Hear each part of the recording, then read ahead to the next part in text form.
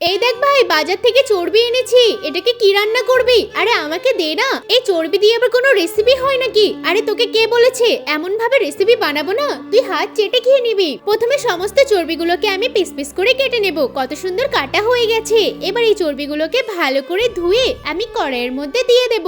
এটা হালকা সিদ্ধ হোক। তারপর একটু নাড়াচাড়া করে আগুনের তাপটা বাড়িয়ে দেব। এই যে চর্বি থেকে সমস্ত তেল বেরিয়ে এসেছে, একদম ভাজা ভাজাও হয়ে গেছে।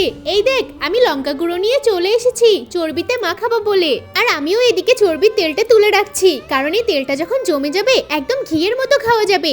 এই যে আমি লঙ্কার গুঁড়ো দিয়ে দিয়েছি, এবার ভালো করে নেড়েচেড়ে তুলে নিলাম। এই আমি যাচ্ছি তাহলে টেবিলে। আর এদিকে আমারও চর্বির তেলটা একেবারে জমে গেছে। এটা দিয়ে ভাত মেখে খেতে যা লাগে না, 1 চামচ নিয়ে নিলাম। আর সাথে একটু সয়া সস দিলাম, আর একটু লঙ্কা লবণ সবকিছু দিয়ে ভালো করে মেখে নিচ্ছি। খুব সুন্দর মাখা হয়েছে, গন্ধটা দেখি আহা, দেখলেই যেন জিভে জল চলে আসছে।